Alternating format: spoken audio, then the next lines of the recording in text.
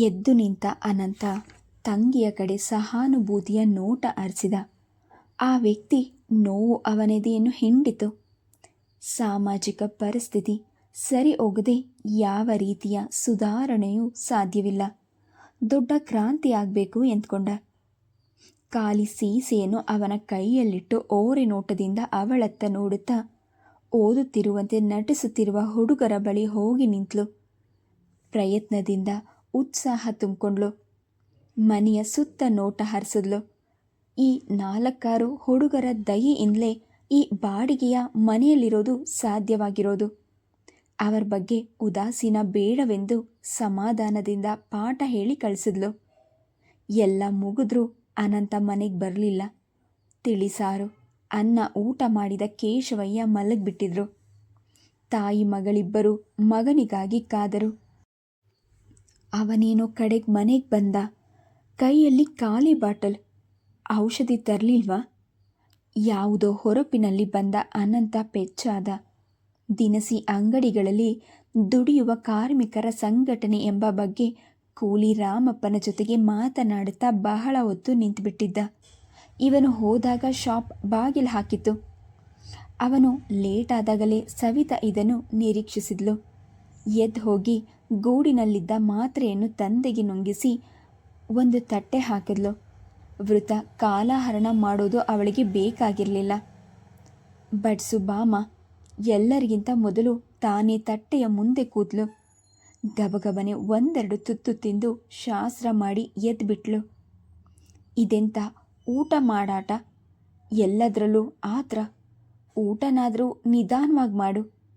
ತಟ್ಟೆ ಎತ್ಕೊಂಡು ಹೊರಟ ಸವಿತಾ ಅಣ್ಣನ ಕಡೆ ಕಹಿ ನಗೆ ಬೀರಿದ್ಲು. ಅನಂತ ಸ್ವಭಾವತಃ ಕೆಟ್ಟವನಲ್ಲ. ಮೊದಲಿನಿಂದಲೂ ಸಿಡಿದು ಏಳುವ ಪ್ರವೃತ್ತಿ. ಮಿಡಲ್ ಸ್ಕೂಲ್ನಲ್ಲಿ ಓದುತ್ತಿದ್ದಾಗಲೇ ಉಪಾಧ್ಯಾಯರ ಅಕ್ರಮದ ಬಗ್ಗೆ ಚಳುವಳಿಯನ್ನು ಸಂಘಟಿಸಿದ್ದ. ಅದೇನೋ ಫಲ ಕೊಟ್ಟಿತು. ಉಪಾಧ್ಯಾಯರ ವಕ್ರದೃಷ್ಟಿ ಇವನೆಡೆ ಇರಿಯಿತು. ಇವನ ವಿಷಯದಲ್ಲಿ ಮಲತಾಯಿ ಧೋರಣೆ ಅನುಸರಿಸಲು ಶುರು ಮಾಡಿದ್ರು. ಪದೇ ಪದೇ ಮೊಖಭಂಗತನವಾಗಿ ಮಾಡುವುದನ್ನು ಹಾಸ್ಯವಾಗಿ ಬೆಳೆಸ್ಕೊಂಡ್ರು. ಈ ಕಾರಣಗಳಿಂದ ಅನಂತ ಪಾಠಗಳಲ್ಲಿ ಆಸಕ್ತಿಯನ್ನೇ ಕಳೆದುಕೊಂಡ. ಈ ಪರಿಸ್ಥಿತಿಯಿಂದ ತರಗತಿಗಳನ್ನು ದಾಟೋದೇ ಕಷ್ಟವಾಯಿತು. ತಂಗಿಯ ಬುದ್ಧಿವಂತಿಕೆಯ ಮುಂದೆ ತಾನು ತೀರಾ ಕುಬ್ಜನಾದ. ವಯಸ್ಸು ಬೆಳೆದಂತೆ ಇವನಂಥವರೇ ಗೆಳೆಯರಾದರು. ಸಂಘ ಸಂಸ್ಥೆ ಚಳುವಳಿ ಹೋರಾಟ ಎಲ್ಲಕ್ಕೂ ಇವನೇ ಮುಂದಾಳು. ಕೆಲವು ಮುಖಂಡರು ಬೆಣ್ಣೆಯಂಥ ಮಾತಿನಿಂದ ತಮ್ಮ ಕಡೆ ಒಲಿಸಿಕೊಂಡಿದ್ದು ಅಲ್ಲದೆ ರಾಜಕೀಯವಾಗಿ ಬಳಸಿಕೊಳ್ಳಲು ತೊಡಗಿದರು. ಆ ಆತುರ ಉದ್ಯೋಗಿಗಳ ನಡುವೆ ನಿರುದ್ಯೋಗಿಯಾಗಿ ಉಳಿದ. ಇವನ ಆದರ್ಶದ ಮೂರ್ಖತನದಿಂದ ಬಹಳಷ್ಟು ಜನ ಪ್ರಯೋಜನ ಪಡೆದರು. SSLCಗೆ ಅವನು ಓದು ಮುಕ್ತಾಯಗೊಂಡಿತು. ಸವಿತಾ ಪುಸ್ತಕ ಹಿಡಿದು ಕೂತ್ಲು. ಊಟ ಮುಗಿಸಿ ತಟ್ಟೆ ತೊಳೆದಿಟ್ಟು ಬಂದ ಅನಂತ ಅಲ್ಲೇ ಕೂತ.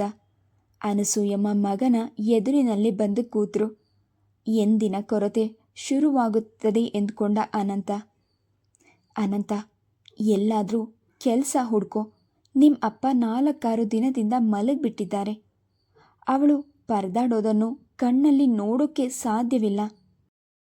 ಇವತ್ತು ಕಾಂಟ್ರಾಕ್ಟರ್ ಶ್ರೀನಿವಾಸಯ್ಯನವರ ಮನೆಗೆ ಲೆಕ್ಕ ಬರೆಯೋಕ್ಕೆ ಹೋಗಿದ್ಲು. ಸಂಕೋಚದಿಂದ ಮುದುರಿದ. ಮನೆಯಿಂದ ಹೋಗುವಾಗ ದೃಢ ನಿರ್ಧಾರ ಹೊತ್ತೆ ಹೊರಡುತ್ತಿದ್ದ. ಆಮೇಲೆ ತಿಂಡಿ ಮನೆಯ ವಿಷಯವನ್ನೇ ಮರೆತು ಬಿಡ್ತಿದ್ದ. ಬರೀ ಕಾಫಿ ಕುಡಿಸಿ ಎಷ್ಟೆಲ್ಲ ಕೆಲಸಗಳನ್ನು ಮಾಡಿಸ್ಕೊಂಡು ಬಿಡ್ತಿದ್ರು. ಇವನಿಗಿದ್ದ ವಿವೇಕಕ್ಕೆ ಆವೇಶ ಮಬ್ಬು ಕಸಿವಿತ್ತು. ಕೆಲವು ಚಳುವಳಿಗಳ ಹಿಂದೆ ಇರೋ ದುರುದ್ದೇಶವೇ ಇವನಿಗೆ ಅರ್ಥವಾಗ್ತಿರಲಿಲ್ಲ. ಆಯ್ತಮ್ಮ, ನಾಳೆಯಿಂದಲೇ ಪ್ರಯತ್ನ ಮಾಡ್ತೀನಿ. ಲಂಚ ಅನ್ಯಾಯಗಳ ನಡುವೆ ಕೆಲಸ ಸಿಕ್ಕೋದೇನು ಸುಲಭದ ವಿಷಯವಲ್ಲ. ನನ್ನ ವಿದ್ಯಾಭ್ಯಾಸಕ್ಕೆ ಕೂಲಿ ಕೆಲಸ ಸಿಗಬೇಕಷ್ಟೆ. ಪುಸ್ತಕದಿಂದ ಸವಿತಾ ತಲೆ ಎತ್ತಿದ್ಲು. ಅಣ್ಣನ ಸ್ವಭಾವ ಅವಳಿಗೇನು ಅರಿಯದಲ್ಲ. ನಾಳೆಯಿಂದ ಶ್ರೀನಿವಾಸ್ ಅಯ್ಯನವರ ಹತ್ರ ಹೋಗಿ ಅಪ್ಪನ ಕೆಲಸ ಮಾಡಿಕೊಡು. ಅವರು ತುಂಬ ಒಳ್ಳೆಯವರ ಹಾಗೆ ಕಾಣಿಸ್ತಾರೆ. ಅವರ ಪರಿಚಯದಿಂದ ನಿನ್ನ ಉದ್ಯೋಗದ ಅನ್ವೇಷಣೆಗೆ ಸಹಾಯಕವಾಗಬಹುದು. ಆನಂದ ಕೂದಲಲ್ಲಿ ಬೆರಳು ತೋರಿಸಿ ಕಿತ್ತ. ಪುಟಗಟ್ಟಲೆ ಭಾಷಣಗಳನ್ನು ಬರೆದು ಕೊಡಲಿಲ್ಲ.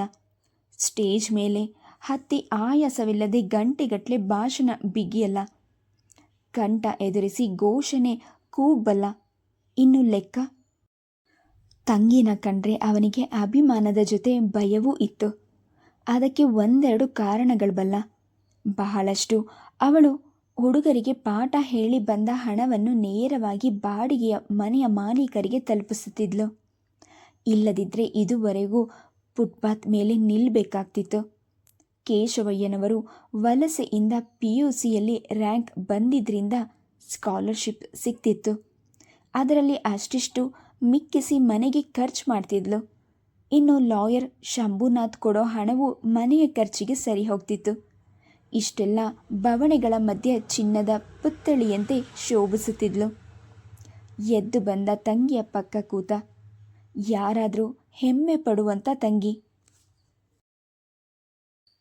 ತಲೆ ಎತ್ತದೆ ಪುಸ್ತಕದ ಕಡೆಗೆ ದೃಷ್ಟಿ ನೆಟ್ಟೇ ಕೂತಿದ್ಲು ಸವಿತಾ. ಅವನ ಧೋರಣೆಗಳನ್ನೆಲ್ಲ ಕೆಟ್ಟದೆಂದು ತಿಳಿದಿರಲಿಲ್ಲ ಅವಳು. ಪ್ರಯೋಜನವಿಲ್ಲವೆಂದು ಮಾತ್ರ ಅರಿತಿದ್ಲು.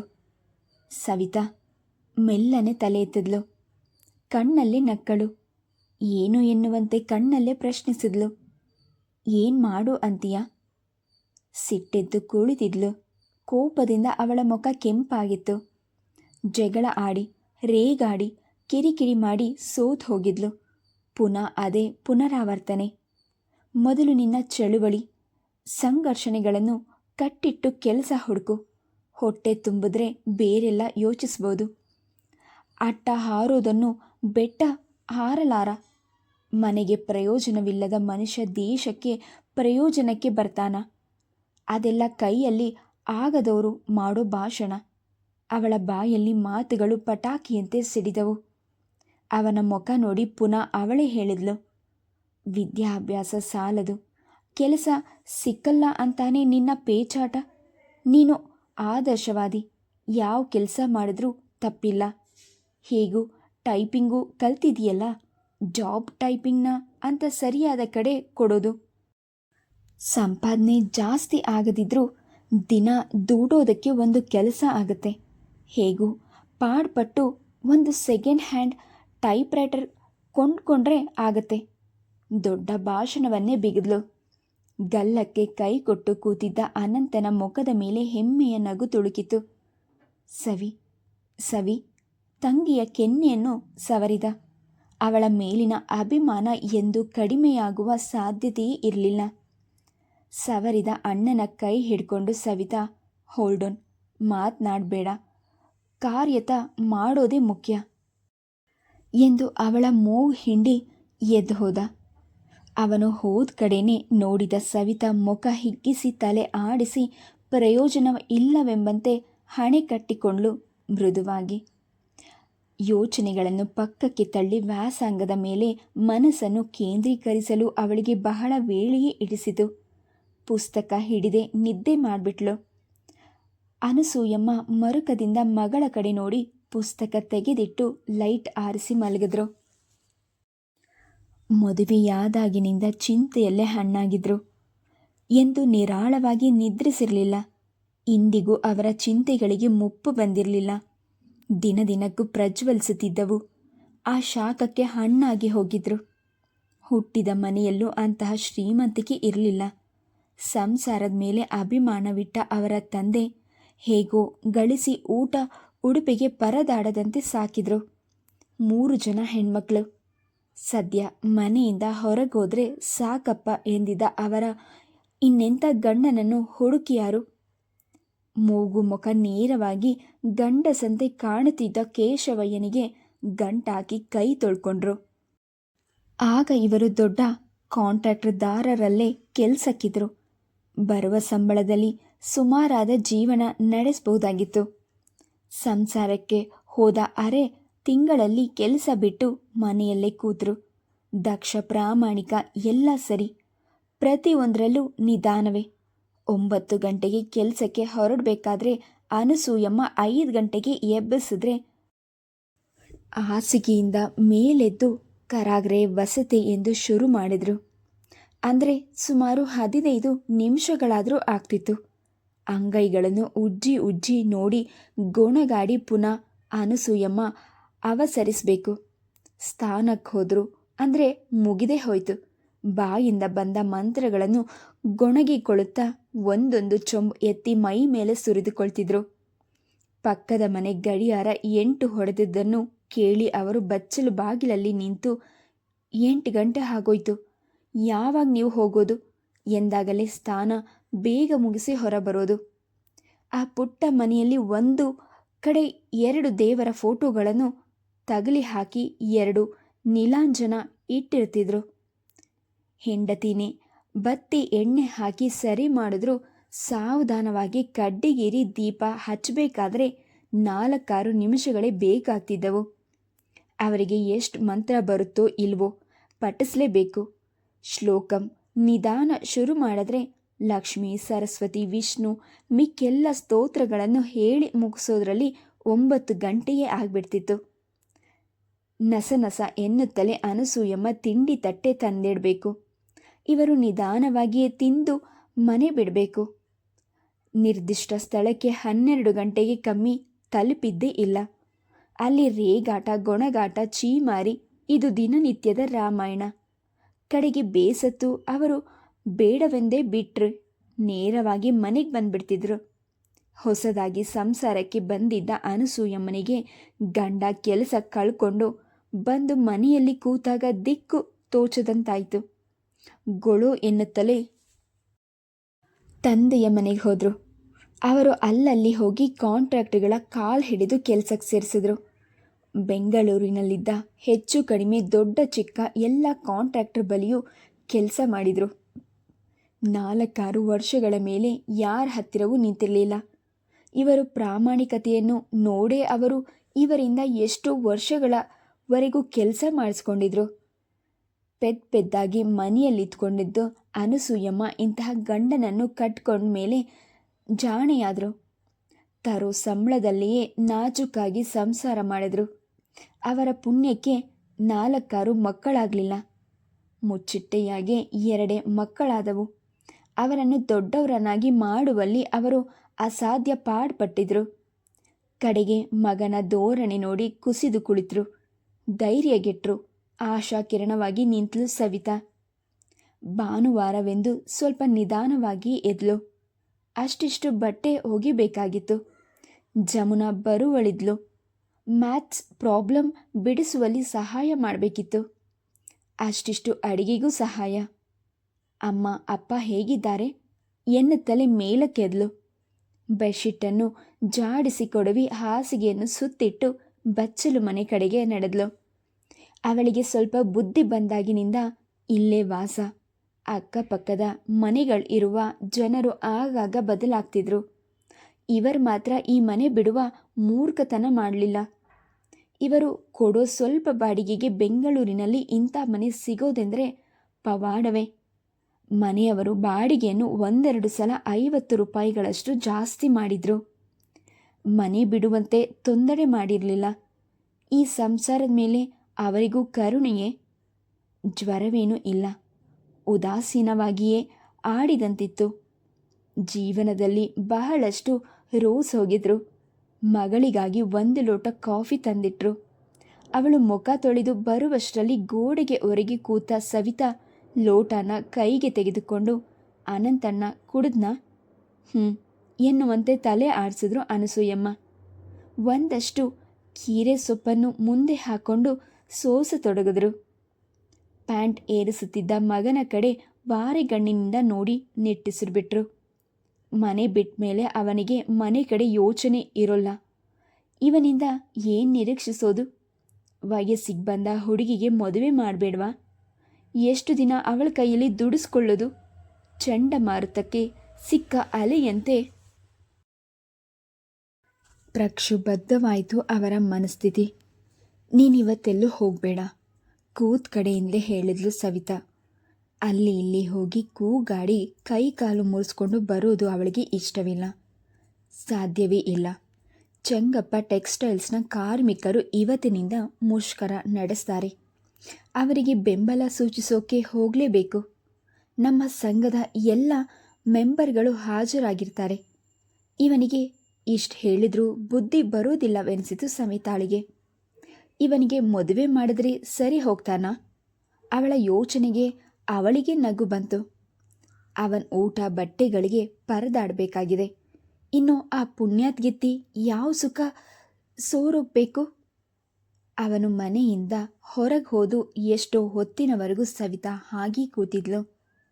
ಪ್ರತಿಯೊಂದು ಸಮಸ್ಯೆಯೂ ಬೃಹದಾಕಾರ ತಾಳಿ ನಿಂತಿತ್ತು. ಪರಿಹಾರ ಮಾತ್ರ 0.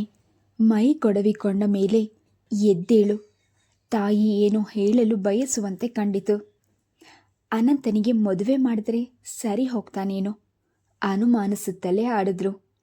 ಸವಿತಾ ಪಕ್ಕಪಕ್ಕನೆ ನಕ್ಕಳು. ತಾನು ಮೂರ್ಖತನದಿಂದ ಯೋಚಿಸ್ತಾ ಇದ್ದೇನೆ. ತಾಯಿ ಕೂಡ ಯೋಚಿಸಿದ್ಲು, ಇದೆಂಥ ಅವಿವೇಕ, ಅವನನ್ನು ಯಾರು ಮದುವೆ ಆಗ್ತಾರೆ? ಕೆಲಸ ಇಲ್ಲ, ಸಂಪಾದನೆ ಇಲ್ಲ. ಮಗಳು ಉದಾಸೀನವಾಗಿ ಮಾತನಾಡಿದಾಗ ಹೇಗಾದರೂ ಹೆತ್ತ ತಾಯಿ ಅಲ್ವೇ? ಅನಸೂಯಮ್ಮನ ಮುಖ ಕೋಪದಿಂದ ಕೆಂಪಾಯಿತು. ಅದ್ಯಾಕೆ ಹಾಗಂತಿ? ನೋಡೋಕ್ಕೆ ಹೇಗಿದ್ದಾನೆ? ಅವನಿಗೇನು ಕಡಿಮೆಯಾದರೂ ದಮ್ಮಯ್ಯ ಗುಡ್ಡೆ ಹಾಕಿ ಹಣನ ಕೊಡ್ತಾರೆ. ಸ್ವಾಭಿಮಾನ ಕೆರಳಿ ನುಡಿದಂತಿತ್ತು. ಕೊಡೋರಿಗೆ ಬುದ್ಧಿ ಇಲ್ಲ ಅಂದರೆ ನಮಗೆ ವಿವೇಕ ಬೇಡವಾ? ಮದುವೆಯಾಗಿ ಬರೋ ಹುಡುಗಿಗೆ ಏನೇನು ಆಸೆ ಇರುತ್ತೋ ಮನಸ್ಸಿನಲ್ಲಿ ಇವನ ರೀತಿಯೇ ಅರ್ಥವಾಗಲ್ಲ. ಮದುವೆ ಆಗೋ ಹುಡುಗಿರು 100 ಕನಸು ಕಟ್ಟಿರ್ತಾರೆ. ಅಂತಹ ಹುಡುಗಿನ ತಂದು ಕಟ್ಟಿ ಅವಳ ಜೀವನ ಹಾಳು ಮಾಡೋದು ಬೇಡ. ಕರಾರುವಾಕ್ಕಾಗಿ ಹೇಳಿದ್ಲು. ತಾಯಿಯ ಸ್ವಭಾವ ಅವಳಿಗೆ ತಿಳಿದಿದ್ದೆ. ಯಾರೋ ಹೆಣ್ಣೆತ್ತವರು ಬಂದು ಬೀಜ ಬಿತ್ತಿ ಹೋಗಿರಬೇಕು. ಹುಡುಗ ನೋಡೋಕೆ ಲಕ್ಷಣವಾಗಿದ್ದಾನೆ, ಪರವಾಗಿಲ್ಲ ಎನ್ನುವಂತಹ ಉಡುಪನ್ನೇ ಧರಿಸುತ್ತಾನೆ, ಆಕರ್ಷಕವಾಗಿ ಓಡಾಡ್ತಾನೆ. ಅಷ್ಟೇ ಸಾಕು ಹೆಣ್ಣೆತ್ತವರಿಗೆ. ಸೊಪ್ಪನ್ನು ಬಿಡಿಸಿ ಡಬರಿಗೆ ಹಾಕುತ್ತಾ ಗೌರಮ್ಮನ ಸಂಬಂಧಿನಂತೆ ಹುಡುಗಿ ಯಾವುದೋ ಆಫೀಸ್ನಲ್ಲಿ ಟೈಪಿಸ್ಟ್. ಹಾಗೋ ವಿಚಾರ. ಇವನಿಗೆ ಕೆಲಸವಿಲ್ಲದಿದ್ರೂ ಅವಳಿಗಿದೆಯಲ್ಲ.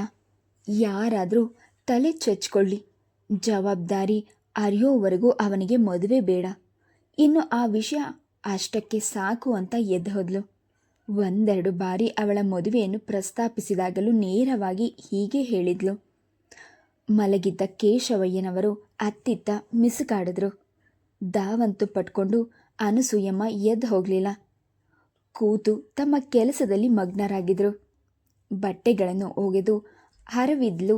ಸ್ನಾನ ಮುಗಿಸಿ ಹಣೆ ಕೆಟ್ಕೊಂಡು ಬಂದ್ಲು. ಭಾನುವಾರ ಬೆಳಗಿನ ತಿಂಡಿ ಕಟ್ಟು 11 ಗಂಟೆವರೆಗೂ ಊಟಕ್ಕಾಗಿ ಕಾಯಬೇಕು. ಇವತ್ತು ಡಾಕ್ಟರ್ ಶಾಪ್ಗೂ ರಜವೆಂದು ಪುಸ್ತಕಗಳನ್ನು ತೆಗೆದುಕೊಂಡು ಒಂದು ಕಡೆ ಕೂತ್ಲು. ತಂದೆಗಾಗಿ ಪುನಃ ಕಾಫಿ ಮಾಡಿದ್ರೇನು, ಇವಳಿಗೂ ಒಂದು ಕಪ್ ಸಿಕ್ಕಿತು. ಒಂದೊಂದು ಗುಟುಕು ಚಪ್ಪರಿಸಿ ಕುಡಿದಾಗಲೂ ಅವಳಿಗೆ ಹಾಯ್ ಎನಿಸಿತು. ಹಾಗಂತ ಅದೇನೋ ಅಮೃತವಲ್ಲ. ನೀರು, ಹಾಲು ಬೆರಿಕೆ. ಕಾಫಿ ಪುಡಿಯ ಕಾಫಿಯೇ ಅವಶ್ಯಕತೆ ಇದ್ದಾಗ ಅದಕ್ಕೆ ಹೆಚ್ಚಿನ ಸವಿ. ಕುಡಿದ್ರೆ ಎಲ್ಲಿ ಮುಗಿದೋಯ್ತೋ ಎಂದು ನಿಧಾನವಾಗಿ ಕುಡಿದು ಮುಗಿಸಿದ್ಲು. ಬಡತನವಿದ್ರೂ ಮೊದಲಿನಿಂದ ಶಿಸ್ತು. ಲೋಟನ ತೊಳೆದು ಅಡಿಗೆ ಮನೆಯಲ್ಲಿಟ್ಟು ಬಂದ್ಲು. ಇರೋ ಸಾಧಾರಣ ಸೀರೆಗಳನ್ನೇ ವಾರಕ್ಕೊಮ್ಮೆ ಒಗೆದು ಐರನ್ ಮಾಡಿ ಇಡ್ತಿದ್ಲು. ಸೀರೆ ಬ್ಲೌಸ್ಗಳನ್ನು ಆಯ್ಕೆ ಮಾಡುವಾಗಲೂ ಜಾಣ್ಮೆ ತೋರ್ತಿದ್ಲು. ನವಿರಾಗಿ ಪೌಡರ್, ದುಂಡು ಕುಂಕುಮ ಹಚ್ಚಿ ಆಕರ್ಷಕವಾಗಿ ಕಾಣ್ತಿದ್ಲು. ಜ್ವರ ಇರಲಿಲ್ಲ. ಬೇಡವೆಂದರೂ ಕೇಳದೆ ಸೊಪ್ಪಿನ ಪಲ್ಯ, ಸಾರು ಹಾಕಿಸಿಕೊಂಡು ಮಗಳ ಜೊತೆ ಊಟ ಮಾಡಿದ್ರು. ಭವಿಷ್ಯದ ಬಗ್ಗೆ ಯೋಚಿಸೋದು ಅವರ ಸ್ವಭಾವಕ್ಕೆ ಅಂಟಿದ್ದ ಗುಣವೇ ಅಲ್ಲ. ಮನೆಯಲ್ಲಿ ಎಷ್ಟೇ ತೊಂದರೆಗಳಿದ್ರೂ ಎಂದು ನಿದ್ದೆಗೆಟ್ಟು ಯೋಚಿಸಿದವರಲ್ಲ. ಇದ್ದದ್ದನ್ನು ತಿಂದು ಗಡ್ಡದಾಗಿ ನಿದ್ದೆ ಮಾಡ್ತಿದ್ರು. ಈ ಗುಣಕ್ಕಾಗಿ ಎಷ್ಟೋ ನೊಂದಿದ್ರು ಅನಸೂಯಮ್ಮ. ಹುಟ್ಟಿನಿಂದ ಬಂದ ಗುಣವನ್ನು ಬದಲಾಯಿಸೋದು ಅವರಿಂದ ಸಾಧ್ಯವಾಗದೆ ಹೋಯಿತು. ಹುಟ್ಟು ಗುಣ ಸುಟ್ಟರು ಹೋಗದು ಎನ್ನುವ ಗಾದೆಯ ಮಾತಿನಂತೆ ಅವರ ಸ್ವಭಾವದಲ್ಲಿ ಬದಲಾವಣೆಯನ್ನು ನಿರೀಕ್ಷಿಸೋದು ಮೂರ್ಖತನ. ಚಾಪೆ ಬಿಡಿಸಿ ಹೊರಳಿಕೊಂಡ್ಳು. ಯಾವಾಗಲೆಂದ್ರೂ ಆಗ ನಿದ್ದೆ ಬರಲು ಅದೇನೋ ಇಟ್ಕೊಂಡ ಆಳೆ. 1-2 ಬಾರಿ ಮಗ್ಗಲು ಬದಲಾಯಿಸಿ ಎದ್ದು ಕುಳಿತಳು. ಕಣ್ಗಳನ್ನು ಬೆರಳುಗಳಿಂದ ಒತ್ತಿಕೊಂಡ್ಳು. ಗೋಡೆ ಹತ್ತಿರವಿದ್ದ ಪುಸ್ತಕವನ್ನು ಬಗ್ಗಿ ಎತ್ಕೊಂಡ್ಳು. ಬೇಸರದಿಂದ ಮೈ ಮುರಿದ್ಲು. ಭಾನುವಾರವಾದರೂ 1 ನಿಮಿಷ ಮಲ್ಕೋ. ಓದಿ ಓದಿ ಕಣ್ಣೆಲ್ಲ ಕೆಂಪು ಬಂದು ಹೋಗಿದೆ. ತಾಯಿಯ ಮಾತಿಗೆ ಯಾವ ಪ್ರತಿಕ್ರಿಯೆಯನ್ನು ತೋರದೆ ಪುಸ್ತಕದಲ್ಲಿ ಮುಳುಗಿ ಹೋಗಿದ್ಲು. ಪ್ರಯತ್ನಿಸಿದ್ಲು. ಮುಚ್ಚಿದ ಬಾಗಿಲು ಸರಿದಾಗ ತಿರುಗಿದ್ಲು. 1-2 ನೋಟು ಪುಸ್ತಕಗಳನ್ನು ಕೈ ಆಡಿದ ಜಮುನಾ ಒಳಕ್ಕೆ ಬಂದ್ಲು. ಆಗಾಗ ಬಂದು ಹೋಗುತ್ತಿದ್ದರಿಂದ ಯಾವ ಸಂಕೋಚವೂ ಇರಲಿಲ್ಲ. ನಿದ್ದೆ ಮಾಡುತ್ತಾ ಇದೆಯಾ ಇಲ್ಲವೆನ್ನುವಂತೆ ತಲೆ ಆಡಿಸಿದ ಸವಿತಾ ಸರಿಯಾಗಿ ಕೂತ್ಲು. ಸಂಜೆ ಬರ್ತೀಯಾ ಅಂತ ಮಾಡಿದ್ದೆ. ಸವಿತಾಳ ಮಾತಿಗೆ ಬದಲು ಹೇಳದೆ ಒಂದು ಚಾಪೆಯ ಮೇಲೆ ಕುಳಿತಳು. ಜಮುನಾ ಹಳ್ಳಿಯಿಂದ ಬಂದು ಸೋದರ ಮಾವನ ಮನೆಯಲ್ಲಿತ್ಕೊಂಡು ಓದ್ತಿದ್ಲು. ಅಂತಹ ಚುರುಕಿನ ತಲೆ ಇಲ್ಲ. ಕಷ್ಟಪಟ್ಟು ಓದ್ತಾ ಇದ್ಲು. ಮ್ಯಾಥ್ಸ್ ಅಂದರೆ ಅವಳಿಗೆ ವಿಪರೀತ ದ್ವೇಷ. ಅದಕ್ಕಾಗಿ ಸವಿತಾಳ ಮೊರೆ ಹೋಗ್ತಿದ್ಲು. ಈ ಪ್ರಾಬ್ಲಮ್ ಸ್ವಲ್ಪ ಬಿಡಿಸ್ಕೊಡೆ. ಪುಸ್ತಕ ತೆರೆದು ಸವಿತಾಳ ಮುಂದೆ ಇರಿಸಿದ್ಲು. ಮ್ಯಾಥಮೆಟಿಕ್ಸ್ನಲ್ಲಿ ಅವಳಿಗೆ ತಲೆ ಇಲ್ಲವೆಂದು ಸವಿತಾಳಿಗೆ ಗೊತ್ತು. ಅವಳಿಗೆ ಬಿಡಿಸಿ ಹೇಳಿಕೊಳ್ಳುವಲ್ಲಿ ಅವಳ ತಲೆ ಬಿಸಿ ಆಗಿಬಿಡ್ತಿತ್ತು. ಒಮ್ಮೊಮ್ಮೆ ರೇಗ್ಬಿಡ್ತಿದ್ಲು. ಅಂತಹ ಸಮಯದಲ್ಲಿ ಜಮುನಾಳ ಸಹನೆಯನ್ನು ಮೆಚ್ಚಬೇಕಾಗಿದೆ. ಹಳ್ಳಿಗೆ ಹೋಗಿ ಹಿಂತಿರುಗಿ ಬರುವಾಗಲೇ ಅಲ್ಲಿ ಸಿಗೋ ಕಾಯಿ ಕಾಳು ಮುಂತಾದವುಗಳನ್ನು ಎತ್ಕೊಂಡು ಬಂದು ಸವಿತಾಳ ಮನೆಗೆ ಕೊಡ್ತಿದ್ಲು. ಸ್ವಾಭಿಮಾನಿ ಸವಿತಾ ನಿರಾಕರಿಸಿದ್ರು ಜಮುನಾ ಕಿವಿಯ ಮೇಲೆ ಹಾಕ್ಕೊಳ್ಳದೆ ಅಲ್ಲಿಟ್ಟು ನಡೆದು ಬಿಡ್ತಿದ್ಲು. ಇತ್ತೀಚೆಗೆ ಅದು ಮಾಮೂಲಾಗ್ಬಿಟ್ಟಿತ್ತು. ಅದರ ಬಗ್ಗೆ ಯಾರೂ ತಲೆ ಕೆಡಿಸ್ಕೊಳ್ತಿರ್ಲಿಲ್ಲ. ಮೌನವಾಗಿ ಸವಿತಾ ಪ್ರಾಬ್ಲಮ್ ಬಿಡಿಸ್ಕೊಡುತ್ತಿದ್ಲು. ಗದ್ಗಕ್ಕೆ ಕೈ ಹೆಣಿಸಿ ಪೆನ್ನನ್ನು ಪೇಪರ್ ಮೇಲೆ ಆಡಿಸುತ್ತಿದ್ದರೂ ಜಮುನಾ ಅವಳನ್ನೇ ನೋಡುತ್ತಾ ಕೂತ್ಲು. ನನ್ನ ನೋಡ್ತಾ ಕೂತಿದೆಯಲ್ಲ, ನಿನ್ನ ಮುಖದ ಮೇಲಿದ್ದ ನಿನ್ನ ಪ್ರಾಬ್ಲಮ್ಗೆ ಉತ್ತರ ಎಂದ್ಲು ಮುಗುಳ್ನಗುತ್ತಾ. ಕೆಟ್ಟ ಪ್ರಾಬ್ಲಮ್ಮನ್ನು ಕೊಡೋ ಬದಲು ನಿನ್ನ ಮುಖ ನೋಡದೆ ನನಗೆ ಇಷ್ಟ. ಸವಿತಾ ಅವಳ ತಲೆಯ ಮೇಲೊಂದು ಮೊಟಕದ್ಲು. ಈ ತರಹದ ಅವಳ ಸ್ವಭಾವ ಬಲ್ಲಳು. ನೋಡು ಜಮುನಾ, ನೀನು ಈ ತರಹ ಮಾಡಿದರೆ ಖಂಡಿತ ಪಾಸಾಗಲ್ಲ. ಸರಿಯಾದ ಮ್ಯಾಥ್ಸ್ ಲೆಕ್ಚರ್ ಹತ್ರ ಹೋಗಿ ಹೇಳಿಸ್ಕೊ, ಕೋಪದಿಂದಲೇ ಹೇಳಿದ್ಲು. ಇಬ್ಬರು ಒಂದೇ ತರಗತಿಯಲ್ಲಿ ಕಲಿತಿದ್ದ ವಿದ್ಯಾರ್ಥಿಗಳಾಗಿದ್ದರಿಂದ ಇಬ್ಬರಲ್ಲಿ ಹೆಚ್ಚಿನ ಸಲಿಗೆ ಇತ್ತು. ಮ್ಯಾಥಮೆಟಿಕ್ಸ್ ಅಂದರೆ ತಲೆ ಕೆಡುತ್ತೆ, ಮುಖ ಕೆಟ್ಟದಾಗಿ ಮಾಡಿದ್ಲು. ನೀನೊಂದು ಕೆಲಸ ಮಾಡು. ಜಮುನಾ ಸರಿಯಾಗಿ ಕೂತ್ಲು. ಗೆಳತಿಯಿಂದ ಈ ಕೆಟ್ಟ ಮ್ಯಾಥಮೆಟಿಕ್ಸ್ ಸುಲಭವಾಗಿ ಕಲಿಯಲು ಉಪಾಯಕ್ಕೆ ಕಾದು ಕುಳಿತಳು. ಕಿವಿಗಳು ಚುರುಕಾದವು. ಎಲ್ಲ ಬೈ ಹಾರ್ಟ್ ಮಾಡಿಬಿಡು. ಸೋತ್ ಮುಖ ಮಾಡಿದ್ಲು ಜಮುನಾ. ಅದೇನು ಅಷ್ಟು ಸುಲಭವಾಗಿ ಕಾಣಲಿಲ್ಲ. ಅರ್ಥ ಮಾಡಿಕೊಳ್ಳೋದಕ್ಕಿಂತ ಇದು ಕಷ್ಟವೆನಿಸಿತು. ಆಗೋಲ್ಲ. ಸವಿತಾ ಮುಖ ಊದಿಸಿದ್ಲು. ತಲೆ ಚಚ್ಕೊಳ್ಳುವ ನಟನೆ ಮಾಡಿದ್ಲು. ಇವಳಿಗೆ ಮ್ಯಾಥ್ಸ್ ಹೇಳ್ಕೊಡೋದು ದಂಡವೆನಿಸಿತು. ಫೈನಲ್ವರೆಗೂ ಹೇಗೋ ಬಂದೆ, ಗಂಭೀರವಾಗಿ ಹೇಳಿದ್ಲು. ಬೈ ಹಾರ್ಟ್ ಇಬ್ಬರು ಬಿದ್ದು ಬಿದ್ದು ನಕ್ಕರು. ತಂದೆ ಮಲಗಿದ್ದನ್ನು ಜ್ಞಾಪಿಸ್ಕೊಂಡು ಸವಿತಾ ತಾನು ಸುಮ್ಮನಾಗಿ ಅವಳನ್ನು ಸನ್ನೆ ಮಾಡಿ ಸುಮ್ಮನಾಗಿಸಿದ್ಲು. ನೀನು ಮ್ಯಾಥಮೆಟಿಕ್ಸ್ ಯಾಕೆ ತಗೊಂಡಿದ್ದು? ಗಂಭೀರವಾಗಿ ಪ್ರಶ್ನಿಸಿದ್ಲು. PUCಯಲ್ಲಿ ಒಳ್ಳೆ ಮಾರ್ಕ್ಸ್ ಬಂದಿತ್ತು. ನಮ್ಮ ಮಾವ ತಗೋ ಅಂದರು. ಈಗ ಅವರೇ ಬಿಡಿಸ್ಬೇಕು ನಿನ್ನ ಪ್ರಾಬ್ಲಮ್ಸ್ ಎಂದು ನಿಟ್ಟುಸಿರುಬಿಟ್ಲು ಸವಿತಾ. ನಿಧಾನವಾಗಿ ಬಿಡಿಸಿ ಅರ್ಥವಾಗುವಂತೆ ತೋರಿಸ್ಕೊಟ್ಲು. 4-6 ಪ್ರಾಬ್ಲಮ್ಗಳನ್ನು ಬಹಳ ಕಷ್ಟಪಟ್ಟವಳಂತೆ ಪುಸ್ತಕಗಳನ್ನು ಪಕ್ಕಕ್ಕಿಟ್ಟು ಸರಿಯಾಗಿ ಕೂತ್ಲು. ಮುಂದೆ ಏನು ಮಾಡಬೇಕು ಅಂತಿದ್ದಿ? ಇದ್ದಕ್ಕಿದ್ದ ಹಾಗೆ ಪ್ರಶ್ನಿಸಿದ್ಲು ಸವಿತಾ. ಅವಳು ಮುಂದಿನ ವ್ಯಾಸಂಗದ ಬಗ್ಗೆ ಒಂದು ನಿರ್ಧಾರಕ್ಕೆ ಬಂದಿರಲಿಲ್ಲ. ಪಥ ಕಾಣಿಸಿದಷ್ಟು ಭವಿಷ್ಯದಲ್ಲಿ ಕತ್ತಲು ಮುಸುಕಿತ್ತು. ಅಪ್ಪ ಮದುವೆ ಮಾಡಬೇಕು ಅಂತ ಇದ್ದಾರೆ. ಅವರ ಆಸೆ ಪ್ರಕಾರ ನಾನು ಗ್ರ್ಯಾಜುಯೇಟ್ ಆಗಲೇಬೇಕು. ಮ್ಯಾಥ್ಸ್ನೊಂದಿಗೆ ಹೋರಾಡಿ ಜಯಿಸೋಕೆ ನನ್ನಿಂದ ಸಾಧ್ಯವಿಲ್ಲ. ಪುನಃ ಬೇರೊಂದು ಸಬ್ಜೆಕ್ಟ್ ತಗೊಂಡು BAಗೆ ಸೇರಿಕೊಂಡ್ರೇನು ಅಂತ ಯೋಚಿಸ್ತಾ ಇದ್ದೀನಿ, ಹಗುರವಾಗಿಯೇ ಹೇಳಿದ್ಲು. ಈಗಾಗಲೇ ವಿದ್ಯೆ ಮುಗಿಸಿ ಹಳ್ಳಿಗೆ ಹಿಂತಿರುಗಲು ಸಾಧ್ಯವಿಲ್ಲ. ಮೊದಲೇ ನಿರ್ಧಾರ ಮಾಡಿರೋ ಶೈಲೇಂದ್ರನನ್ನು ಖಂಡಿತ ಮದುವೆ ಆಗೋಕೆ ಇಷ್ಟವಿಲ್ಲ. ಒಂದೊಂದು ಸಲ ಸಿಡಿಗುಡ್ತಿದ್ಲು. ಅಪ್ಪನಿಗೆ ಯಾಕೆ ಹಾಳಾದ ಶೈಲೇಂದ್ರನ ಮೇಲೆ ಆಸೆ ಎಂದು. ಒಳ್ಳೆಯದು, ಹಾಗೆ ಮಾಡಿದ್ರೆ ಇನ್ನು 3 ವರ್ಷ ಕಾಲೇಜ್ನಲ್ಲಿ ಉಳಿದುಕೊಳ್ಳೋದಕ್ಕೆ ಅವಕಾಶ ಸಿಗುತ್ತೆ. ಸವಿತಾ ಮೃದುವಾಗಿ ನಕ್ಕಳು. ಮತ್ತೇನೋ ಜ್ಞಾಪಿಸ್ಕೊಂಡವಳು ಮುಖದ ಮೇಲೆ ತುಂಟ ನಗೆ ಹರಡಿತು. ಅಲ್ಲಿಯವರೆಗೂ ಶೈಲೇಂದ್ರ ಸುಮ್ಮನೆ ಇರ್ತಾನ? ಜಮುನಾಳ ಕಣ್ಗಳಲ್ಲಿ ನೀರಾಡತೊಡಗಿತು. ಕಷ್ಟಪಟ್ಟು ತಡೆದುಕೊಂಡ್ಳು. ಅವಳೆಂದೂ ತನ್ನ ಮನಸ್ಸಿನ ವಿಷಯಗಳನ್ನು ಗೆಳತಿಯೊಂದಿಗೆ ಕೂಡ ಹೇಳಿರಲಿಲ್ಲ. ಮೌನವಾಗಿ ಕೂತ್ಬಿಟ್ಲು. Please subscribe the channel, like and share. Thank you.